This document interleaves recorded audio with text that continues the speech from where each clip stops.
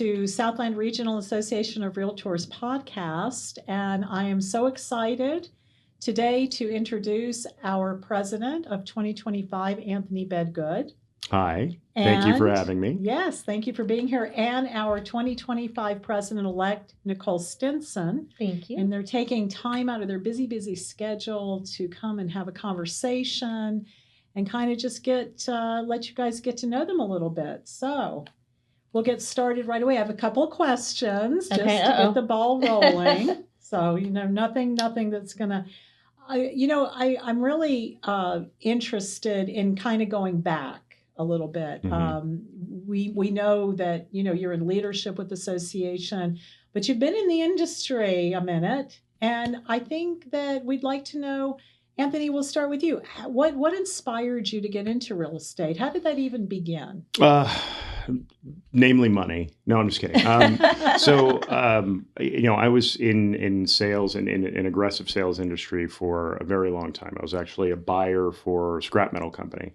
And my territory was all over Southern California. I mean, from Bakersfield down to Chula Vista. And it was around the time that I wanted to start a family. And my wife at the time, her job was making us a lot of money. We weren't going to leave that job. So I had to find something that was more local. And I was getting kind of burnt out of that industry. And a friend who happens to also be a good friend of both of ours said, why don't you try real estate? And I had never thought of it before at all. And when I started taking the licensing exam and all of that stuff, I really fell in love with it. And it became that avenue where I could give back to my community and actually give information and teach and build up where I started in Santa Clarita Valley. So my passion really came from just learning the industry and realizing that was how I could be of service to my community. Mm. So what it sounds like is that you were able to sort of pivot because you had the skill set already in place from the previous experiences, but then you were really, when you went into real estate, would you say that you were able to actually just, capture that part of it without having to really concentrate on the sales part? Like you were able to expand into, like you said, those relationships with clients or, with your colleagues and helping mentor and coach. So right. Is that kind of how that happened? Oh, absolutely. And I think that if you really dissect what we do, it's not a sales job, it's a service job. And that's what really drove me to it. And every job that I had in sales, so to speak, was a service job. It's how do we get our clients to whatever goal they're trying to attain, right?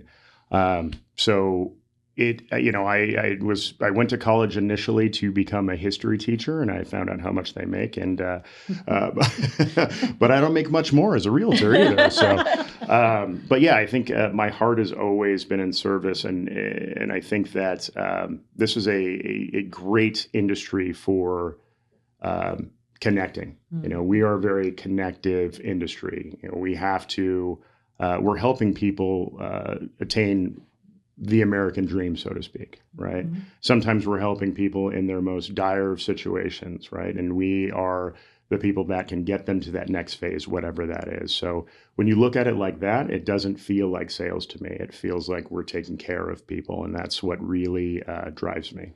That's great. That's great. What about you, Nicole? How did you start out, or what kind of brought you into this industry? I sort of a lot sooner than you did. I feel so old, but I was also a sales manager for a company in Valencia. And with my jobs that I took, I was in charge of getting the company up and running in different cities. And then no matter how good I did, the job would end. Once I get them known and network and do the public relations, I would move on to another new company to do that. So I kind of was networking with the same people just for different companies. And so my friend, who's an attorney, said, "You'd be a great real estate agent." And I went, "This is the worst time to become a real estate agent." It was in 2008 when there wasn't such things as traditional real estate transactions. They were all short sales and foreclosures. And I love a great challenge, so I jumped in. And all I knew for 6-7 years of doing real estate was, getting up at 3 a.m. and faxing the faxing. You heard it right. 100 pages to the lenders to try to get something approved, and one page would get stuck, and then you'd have to start all over again because I love it has to fax come over as a machines. whole packet. So I started doing that because I wanted to help people and educate people on not going to foreclosure, doing short sale, so that they can, again, have the American dream in 2 or 3 or 4, however many years it took to get their credit back. And there were so many people and so many families who were walking away from their homes, not understanding that there was options and they didn't have to operate out of fear. So like I had a goal of helping 30 to 40 families a year avoid foreclosure. And so it was just a challenge and it was a passion. It was just getting up every day, helping families, not with the dollar sign first for me. The pay came after you help somebody avoid foreclosure, do a short sale, and have them see them go on to save their credit and upgrade their homes and, save their credit. So yeah, that's how I started. I love how you said that, Nicole, actually, the goal was I want to help 30 or 40 families, not sell 30 or 40 homes. And Correct. That's amazing. Because not many I closed. There were some that were, didn't go through. Right. So, right. Yeah. Not all of our transactions end in they dollars, and that has to be okay. And it's okay. Yeah. Yeah, and it sounds like you came into the business sort of when there was more it was more adversarial than maybe other times. We know real estate is cyclical, so that probably helped. Would you say prepare you for other times within your career so far where maybe the market's changed or there have been other challenges that come down the pike? You think maybe that just kind of you came in strong at a point that could have been more, was more difficult, Yes. and then you were able to rise to additional challenges down the road. I did very well in the first couple of years. I think most of the people that were in real estate then that had just got started that weren't doing it full time or decided they were going to sell cars. A lot of people got out of the business and they got into car sales, which I would never do. But I don't know. I think about it. Do you really? Yeah, I don't think I could do that. I think I could. Yeah. I think I could. You have to, I have to love and like. I have to have some interest in what I'm doing, or like even reading. I can't read a book unless I'm interested in it, or I'll read it and I won't even know what I read on the page before. It doesn't. I don't retain it. So helping people is interesting. Same. Yeah. And having a passion to do it is great. And not thinking of the dollar first, but it's great to be paid when you do a good job afterwards. And so I think. Leading into every transaction, don't think about the dollar. Think about helping people, and the payment comes with that. Yeah. So. Yeah, and I think it's telling when you say that you love a good challenge, right? I love a good challenge. Because that way you are already posturing yourself to be successful no matter what comes your way. Yes. So, yes. That's a great mindset too. So now let's move a little bit fast forward a little bit to your involvement as volunteers. And I mean, you started somewhere before you sit in the positions of leadership that you sit today. So maybe give us a sense of how that started, from the very beginning. Just what entry point did you find that grabbed you and kind of carried you thus far now? Because, we have a lot of members out there that might be looking for just that point to get in and get started. So maybe for Nicole first. I actually jumped in right away. I was very lucky. I call it luck.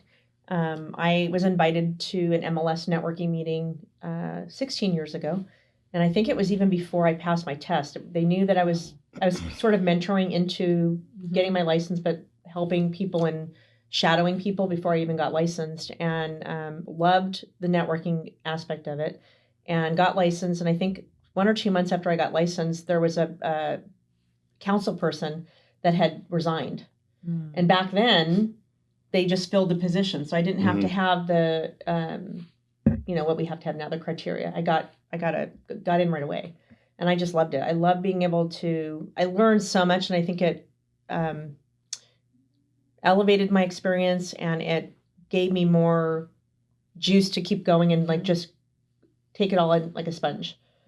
And so, yeah, I really attribute my early involvement in getting involved with leadership and just being involved in organized real estate as to the success that I think I had from the beginning. Most new agents don't have that many things going on in the beginning. So I really attribute it to that.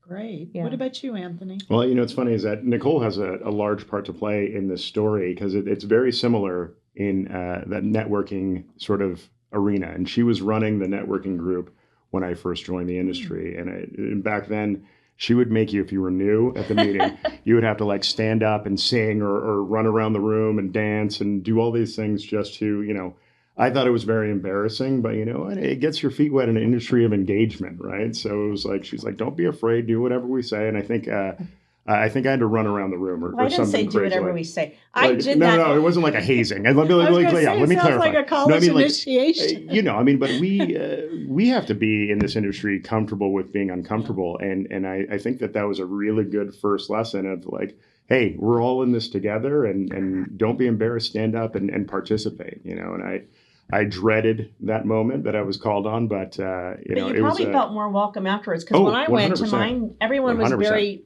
no offense, but people were not nice. right. And Like you sit in that room sometimes and then you don't come back and then you don't want to be involved. So I Right. think it's good to have that moment where that happens and it kind of lets you down. And then that way everyone's like, oh yeah, you were that guy that danced around. Nicole is still really good at like kind of breaking the clickiness of real estate. Like she really engages with everybody. So that was a moment where I was like, these are my people. I think you did the chicken dance. I think I did. Oh, that's really funny. That's But really funny. one of our friends and also leaders here in the association, Louisa Henry, gave me that big push as well, and a seat on the Santa Clarita Council opened up, and I got on it and never looked back. It was again learning about advocacy and going to my first ledge day also. Really gave me that fire of this is why we do this and this is why we help and being able to bring that information back to our industry is it's amazing. Right. It's absolutely amazing. And that's a great segue into the next question that I'll ask you, Anthony, as president of the association this year. What would be your top initiative or goal for your presidency this year, as far as the association goes? Well, you are the CEO, so I have to be careful how I know. I'm just kidding. I would say the industry knows we've come off of a difficult few years, right? And we've had some major changes happen in our industry that things haven't changed that much in our industry as much as they've changed in the last year or so. So we spent a lot of time in the last year dealing with that, changing policies, making sure that through NAR lawsuit and things like that we were making sure everybody was being in compliance, right? And that was our main focus. And now I think that myself and Nicole as well get to really focus on the advancement of, first off, tech is something that I'm still a little bit on the older school side. I had an old house phone before the internet where I could follow it down the hallway and find where my sister was.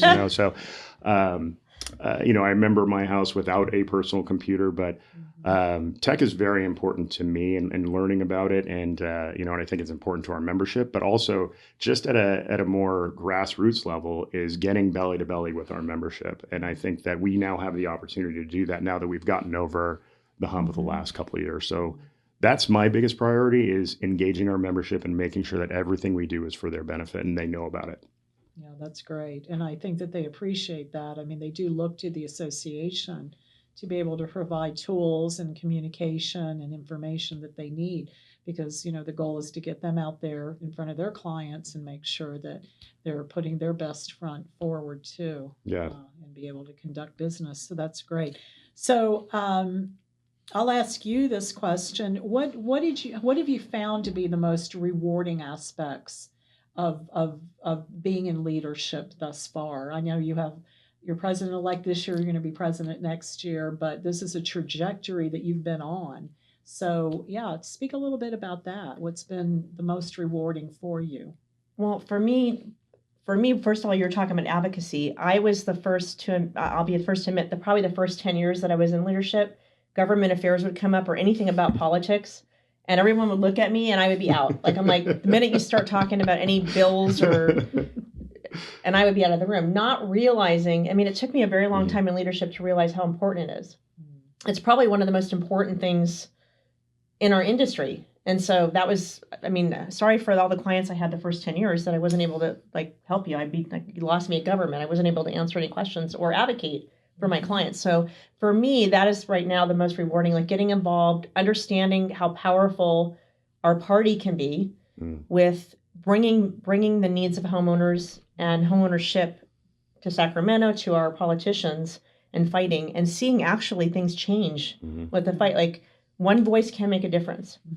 And before that, I never really believed that. I never believed that one voice can make a difference. I never believed that, you know, a small group can make a big difference. A medium group can make a big difference. And so I've learned, and that's helped me with a lot of appreciation. And it's important as a member, it's important as a leader to believe in it and see the power of it. And so I would have to say that that's probably the thing that sticks with me, and I can't believe it took me so long to understand it and appreciate it. And do you find yourself now encouraging others, because you've been in that road that they're probably the seat they sat in when they were kind of hesitant? So now do you find yourself, you know, being that voice to say, hey? Yes, I've not met somebody yet that was so like me, that was so against it. I haven't, but I have. Talking about it now to other people, top producers or busy agents that I thought other things were important, trying to get them involved. And when I start talking about the advocacy and the power that our association has with it, it has gotten more of those people interested in being in leadership and taking the time, where I didn't think really that was the pull for it. I thought it was more networking. I thought it was more education. And those things are so important. But people that are busy, those are the voices we want to hear from. Those are the voices we want to hear. What are your clients saying? What are you needing? These are the voices that we need to hear, that maybe we haven't been listening to or going after, or have been too busy because they thought that they really had nothing to offer. So I think that, you know, that's going to help, I think. Well, and to be fair, I mean, you were really busy taking care of your clients. And actually, we do what we do so that our membership can take care of those clients and maybe not have to understand the ins and outs of, you know, what assembly bills or Senate bills are coming down the pike, but to actually be, you know, out there in the trenches and dealing with those things and being able to talk about local initiatives. But now you've kind of taken a step back behind the curtain, and you're like, wow, I'm really into this. So I'm not really into it yet. I'm trying. You're getting there. But I'm seeing the importance of it. I am getting there. And thank you. Well, reading an entire bill is really, you know, if you ever have trouble sleeping at night.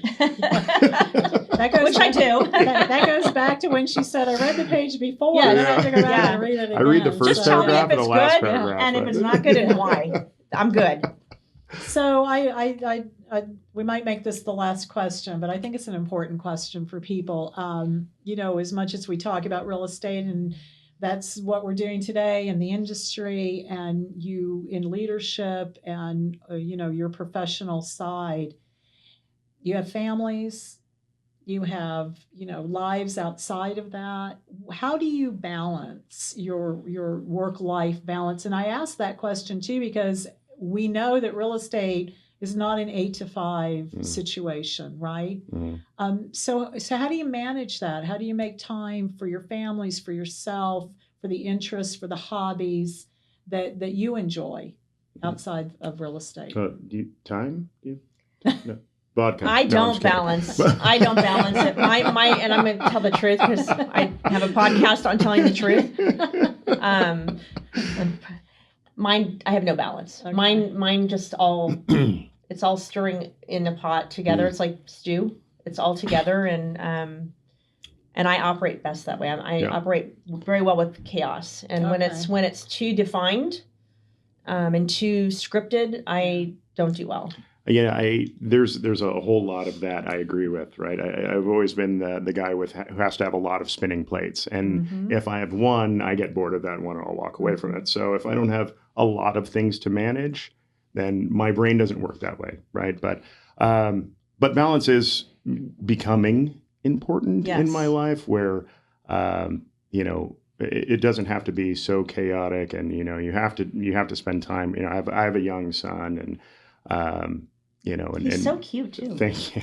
I don't know. He doesn't get it from me. I'll say that. But you know, and I'm recently engaged, and I really enjoy the time that I'm getting to spend with my family right now. But you know, I think that I was telling this to a bunch of my agents the other day. Is I think that realtors are naturally ADHD minds, right? We can't stay. Like, we can't stay sedentary, right? We have to be moving and involved in the next thing, or else our minds just go absolutely crazy. So You're like that too, Yeah. Yeah. right? Yeah. probably pretty much. drives our loved ones crazy, but at the Yeah. same time, we're entertaining. It's hard to shut it off. It's hard to shut it off. Well, it sounds like you found the balance, though. That's exactly the point. The point is that you do balance it in your own way. It's just not maybe as structured or as bifurcated, each individual. So it does sound Work like in progress for My me. balance But is it like sound- this. That's what you're trying to say. But well, that's as long balance. as you stay in an upright position, Right. you're good. You're good. So, well, you know what? I mean, this has been great, and I'm so happy to have you here today and be able to get you in front of the members. And I know you're going to be doing some road trips, so Yes. to speak, to Mhm. offices. We look forward to we look forward to So, speaking to yeah. everybody and Yeah, communicating our value because that's Absolutely. yeah, and we have a listen- lot of it. and also getting the feedback from the members, because that's a great way to do it, right? Kind Yes. of do mini town halls, or Oh, get yeah. in there and do broker town halls or something like Yes. that. So, Yeah. Any complaints? Bring them to. I'm just kidding. I'll take all the complaints. I love constructive criticism. That's great. Just have an action to it. Yes. Yeah. how's Come with a suggestion? solution. Come with a solution. Right, bring a solution. Absolutely. Well, thanks again. We really appreciate you. it. Absolutely. And we will get you back in here probably in not too long of the future and kind of circle back and see Actually, how what it's we're going to going. do, we're going to interview you Oh, next time. okay. So Well, as long get as- ready. As long as I get We're the hot. questions in advance, we'll be good. They're going to be hard hitting. Like, what's your favorite animal? I actually know the answer to that. Oh, well, you know who that is. All right. Well, thanks again. Thank you. And we'll be talking. All right. All Look right. forward to it. Thank you. Yeah.